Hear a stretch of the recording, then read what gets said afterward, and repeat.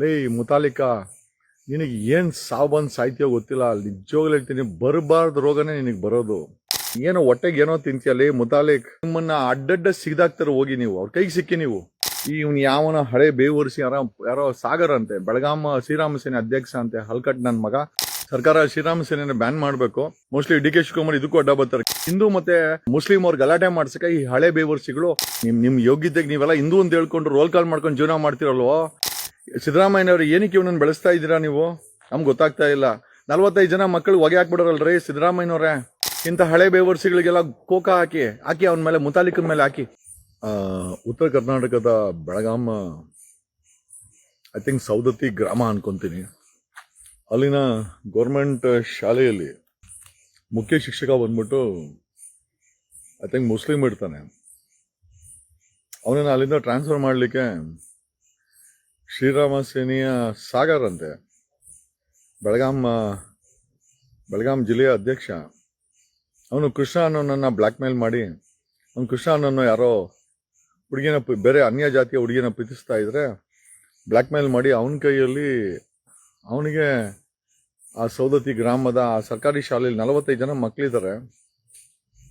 ಆ ನೀರಿನ ಟ್ಯಾಂಕ್ಗೆ ವಿಷ ಬೆರೆಸಕ್ಕೆ ಅವನಿಗೆ ಒಪ್ಪಿಸ್ತಾನೆ. ಅವನು ಹೋಗಿ ಒಂದು ಶಾಲೆಯ ಬಾಲಕನಿಗೆ 500 ರೂಪಾಯಿ ಕೊಟ್ಟು ಸರ್ಕಾರಿ ಶಾಲೆಯಲ್ಲಿ ಆ 45 ಜನ ಮಕ್ಕಳಿದ್ದಂಥ ಶಾಲೆಯಲ್ಲಿ ಆ ನೀರಿನ ಟ್ಯಾಂಕಿಗೆ ವಿಷ ಬೆರೆಸಿ ಬಂದ್ಬಿಡ್ತಾನೆ. ಅವನಲ್ಲೇ ಆ ಹುಡುಗ ಶಾಲೆಯ ಬಾಲಕ ಇದನ್ನ ವಿಷಾನ ಬೆರೆಸಿ ಬಂದ್ಬಿಡ್ತಾನೆ, ಬಾಟ್ಲ್ ಅಲ್ಲೇ ಬಿಸಾಕಿ. ಆಮೇಲೆ I think Bhimashankar ಗುಳೇದ್ SP, Belgaum SP arrest ಮಾಡಿದ್ದಾರೆ 3 ಜನನನ್ನ.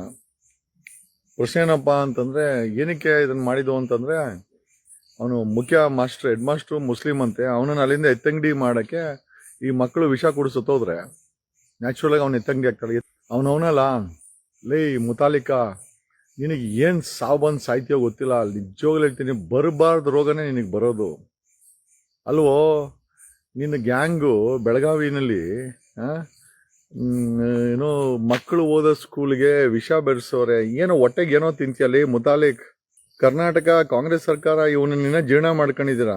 2013ರಲ್ಲಿ ಸೌದತ್ತಿನಲ್ಲಿ ತಾಲೂಕ್ ಆಫೀಸ್ ಮೇಲೆ ಏನೋ ಪಾಕಿಸ್ತಾನ ಫ್ಲಾಗ್ ಅನ್ನ ಆರಿಸ್ಬಿಟ್ಟು ಅಲ್ಲಿ ಅಶಾಂತಿಯನ್ನ ಉಂಟು ಮಾಡಿದ್ದ. ಆಗಿನ ಟೈಮಲ್ಲಿ ಹೋಮ್ ಮಿನಿಸ್ಟರ್ ಬಂದ್ಬಿಟ್ಟು RS ಶೋಕು ನಮ್ಮನೆ ಹುಡ್ಕೊಂಡ್ ಬಂದಿದ್ದ ಮುತಾಲಿಕು. ಇವನ್ ಮೇಲೆ ಗೂಂಡಾ ಕಾಯ್ದೆ ಹಾಕ್ಬೇಕು ಅಂತ. ಏನಕ್ಕೆ ಅಂತಂದ್ರೆ ಇದು ಏನೋ ಸಿಂದಗಿ ತಾಲೂಕ್ ಆಫೀಸ್ ಮೇಲೆ ಪಾಕಿಸ್ತಾನ ಫ್ಲಾಗ್ ಅನ್ನ 4 ಜನ ಹುಡುಗರು ಹೇಳ್ಬಿಟ್ಟು ಹಾಕ್ಸ್ಬಿಟ್ಟವನೆ. ಆಗಿನ ಟೈಮಲ್ಲಿ BJP ಗೌರ್ಮೆಂಟ್ ಇತ್ತು, ಅಶೋಕ್ ಇದ್ದ. ನಾನು ಅಶೋಕನ ಮೇಲೆ ಕಂಪ್ಲೇಂಟ್ ಹಾಕಿದ್ದೆ. ಹಂಗಾಗಿ ನಮ್ಮ ಹತ್ರ ಬಂದ. ನಾನು ಅಶೋಕ್ ಮನೆ ಕರ್ಕೊಂಡೋಗಿದ್ದೆ, ಗೂಂಡಾ ಆಕ್ಟನ್ನು ಹಾಕಬೇಡಿ ಅಂತ ಹೇಳಕ್ಕೆ. ಆವತ್ತು ಕೈ ಕಾಲಿಗೆ ಬಿದ್ದು ಅಶೋಕ್ ಹತ್ರ ಕೇಳ್ಕೊಂಡ, ಇನ್ಮೇಲೆ ಮಾಡಲ್ಲ ಅಂತ.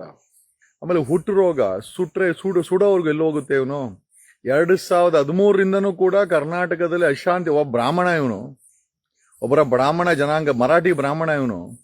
ಇಡೀ ಕರ್ನಾಟಕದಲ್ಲಿ ಹುಡುಗರೆ ಬ್ರಾಹ್ಮಣರು ಪಾಪ ಪೂಜೆ ಗೀಜೆ ಮಾಡ್ಕೊಂಡು ಇಡ್ತಾನೆ. ಇವನು ಕೇಡಿ ಕೆಲಸ ಮಾಡ್ಕೊಂಡು ಇವತ್ತು ನೋಡಿ, ಅವತ್ತು ಸೌದತ್ತಿ ಇದರಲ್ಲಿ ಸಿಂದಗಿನಲ್ಲಿ ಏನೋ ಫ್ಲಾಗ್ ಅನ್ನು ಆರಿಸಿ ಅಲ್ಲಿ 4 ಜನ ಅರೆಸ್ಟ್ ಆಗಿದ್ರು. 4 ಜನದು ಐಡೆಂಟಿ ಕಾರ್ಡು ಶ್ರೀರಾಮ ಸೇನೆ ಅಂತ ಸಿಕ್ಕಿತ್ತು. FIR ಆಯ್ತು. ಆಮೇಲೆ ಗೂಂಡಾ ಆಕ್ಟ್ ಹಾಕ್ಬೇಕು ಅಂತಿತ್ತು BJP ಸರ್ಕಾರ. ಬಂದು ನಮ್ಮ ಹತ್ರ ಬೇಡ್ಕಂಡ. ನಾನು ಅಶೋಕ್ ಹತ್ರ ಕರ್ಕೊಂಡೋಗಿದ್ದೆ. ಯಾವತ್ತು ಗೂಂಡಾ ಆಕ್ಟ್ ಇವನಿಗೆ ತಪ್ಪಿತು. ದ ಬಿಗ್ಗೆಸ್ಟ್ ಪ್ರಾಬ್ಲಮ್ ಏನು ಅಂತಂದ್ರೆ, ಇಂಥ ವ್ಯಕ್ತಿಗಳನ್ನ ಸರ್ಕಾರಗಳು ಕೋಕಾ ಗಿಕ್ಕ ಹಾಕ್ಬೇಕು ತಾನೆ ಇವನ ಮೇಲೆ. ಮುತಾಲಿಕ ಅವ್ನ ಗ್ಯಾಂಗ್ ಮೇಲೆ ಕೋಕಾ ಹಾಕ್ಬೇಕು ತಾನೆ. ಕಾಂಗ್ರೆಸ್ ಅವ್ರಿಗೆ ಒಂದು ಎಮೋಷನ್ಸು. ಅಲ್ಲೆಲ್ಲೋ ಉಡುಪಿ ಹತ್ರ ಎಲ್ಲ ಇವನನ್ನ ಕಾಸು ಕೊಟ್ಟು ಎಲೆಕ್ಷನ್ ನಿಲ್ಸಿದ್ರು. ಯಾರು ಅಂತ ಕಾಂಗ್ರೆಸ್ ಅವ್ರನ್ನ ಕೇಳ್ಕೊಳ್ಳಿ. BJP ಅವ್ರನ್ನ ಸೋಲ್ಸಕ್ಕೆ ಇವನನ್ನು ಬಳಸ್ಕೊಂಡಿದ್ರು. ಇವನ್ ಮೇಲೆ ನೋಡಿ, ಎಂತ BJP ಅವ್ರು ಬಂದ್ರು ಇವನನ್ನು ಏನೂ ಮಾಡಲ್ಲ.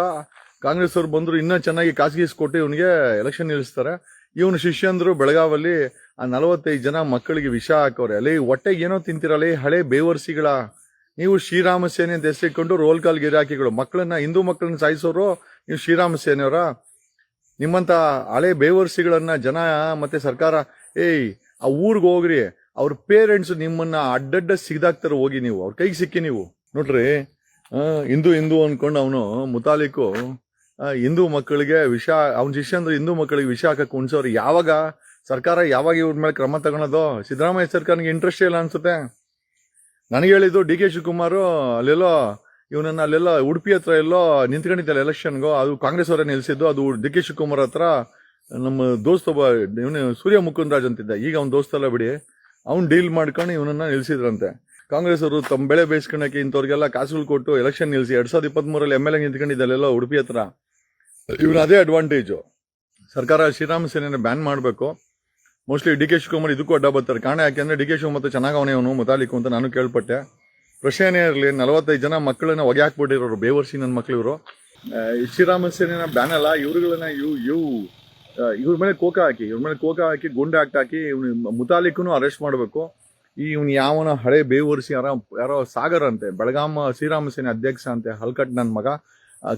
ಅನ್ಯಾಯವಾಗಿ ಅವ್ರ ಮಕ್ಕಳೇನು ಸುತ್ತೋಗಿದ್ರೆ ಆ ಮುಸ್ಲಿಂ ಹೆಡ್ ಮಾಸ್ಟರ್ ಮೇಲೆ ಬಂದಿರೋದು. ಅಂದ್ರೆ ಆ 45 ಜನ ಮಕ್ಕಳನ್ನ ಸಾಯಿಸ್ಬಿಟ್ಟು ಮುಸ್ಲಿಂ ಅವ್ರು ಸಾಯಿಸ್ದ ಅಂತೇಳಿ ಹಿಂದೂ ಮತ್ತೆ ಮುಸ್ಲಿಂ ಅವ್ರು ಗಲಾಟೆ ಮಾಡ್ಸಕ್ಕೆ ಈ ಹಳೆ ಬೇವರ್ಸಿಗಳು ಕೆಲಸ ಮಾಡ್ತಾ ಇರೋ. ಸರ್ಕಾರ ಮೌನವಾಗಿದ್ರೆ ಹೆಂಗ್ರಿ?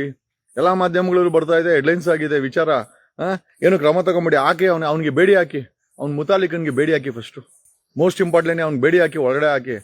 45 ಜನ ಮಕ್ಕಳಿಗೆ ವಿಷ ಹಾಕಿ, ಅದೆಲ್ಲ ಬಡವ್ರ ಮಕ್ಕಳು. ಬಡವ್ರ ಮಕ್ಳು ಎಲ್ಲೋಗ್ಬೇಕು ಈ ಬೇವರ್ಸಿ ನನ್ನ ಮಕ್ಳ ಹತ್ರ.